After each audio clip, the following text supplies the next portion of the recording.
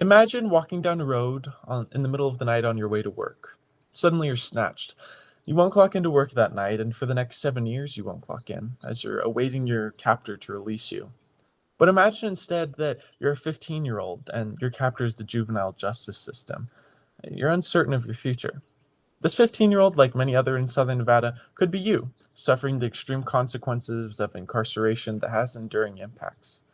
After engaging in an intensive research investigation and potentially becoming a member of the Juvenile Justice Oversight Commission, I have begun the examination into the ways in which the youth incarceration system affect youth in the long term. In this presentation, I'll explore the economic, social, and psychological impacts. First, incarceration causes considerable financial setbacks both for youth and for their families. The ways in which the juvenile justice system economically interact with youth causes significant setbacks for the state of Nevada. The financial burden on the state alone is up to $200,000 per individual per year. And that's one of the highest expenses of juvenile detention in the entire Western United States, according to the ACLU. Youth incarceration has negative impacts on economic growth as well. According to the Children and Family Justice Center at Northwestern University, approximately $4.7 trillion is lost long-term in economic benefit from the removal of youth from their educational institutions, work, etc., while they're put in detention facilities. The cost of legal obligations was once considerably high in the state of Nevada as well. This included fees related to court proceedings, as well as directly related to incarceration. Before Assembly Bill 439 was passed in 2019, authored by Steve Yeager, these legal fees, 6 of which were present in the state, 3 were mandatory, caused considerable financial setbacks for families. And incarceration then led to not only housing insecurity, but also an inability to access groceries and basic needs due to a deficit of income. Although income damages incurred from youth incarceration are severe, the social impacts are also immense. In southern Nevada, the impact of youth incarceration is intense, especially for those of color. According to the graphic on the screen, Table 9, the Nevada Juvenile Justice Oversight Commission's 2017 report, despite the population of youth in the state, white, black, and Latino, being respectively 45, 14, and 41%, the proportion of referrals and detention was heavily skewed to individuals of color. And that's especially true for Black students, which compose over 40% of Clark County's incarcerated population and 28% of its referrals.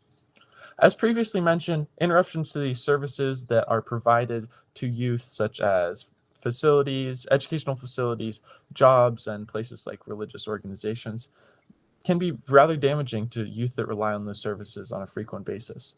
According to the JJOC, the average stay in a Clark County detention facility for youth was 18 days, and this did not include those taken in a court setting or in other legal proceedings. So the long-term effects was severe, and it caused significant setbacks for youth.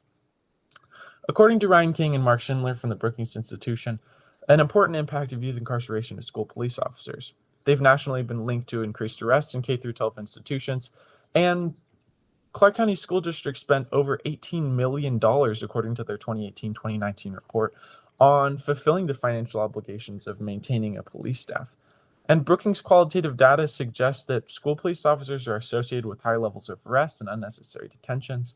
And this has led to a variety of students in Clark County, especially those of color, expressing their distaste for school police officers in their institutions. And 2 to 5 youth of color have said, according to a survey by the Youth Mandate, that they don't appreciate or like school police officers being in K-12 institutions.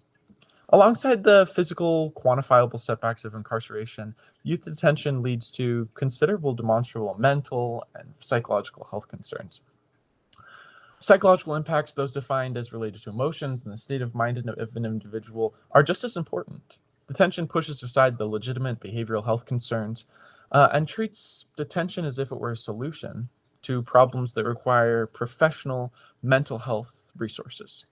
Instead of a systematic approach, the U.S., including the state of Nevada, treats imprisonment as if it were a utility to be used to address psychological damages that were incurred to youth.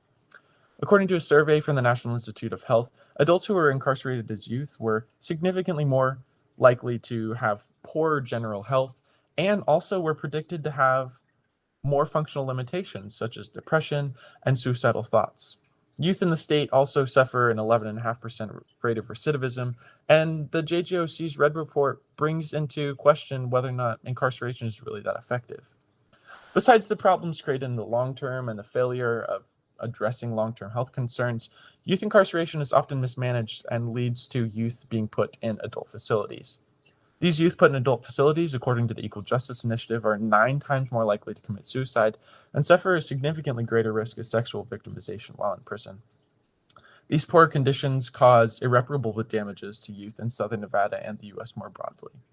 The Equal Justice Initiative also notes that the U.S. is the only country in the entire United States, is the only country in the world where children can be sentenced to life imprisonment, and that holds strong to the state of Nevada as well.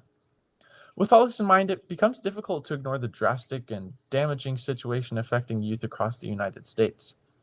To conclude, youth incarceration in Southern Nevada has considerable and demonstrable impacts, both in the short term and as well as for the future.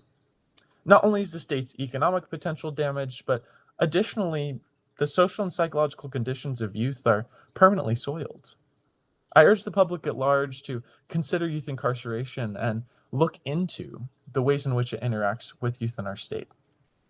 The only way we can change this problem is if people become more knowledgeable. They understand the situation and the ways in which we address behavioral health in K through 12 institutions and beyond.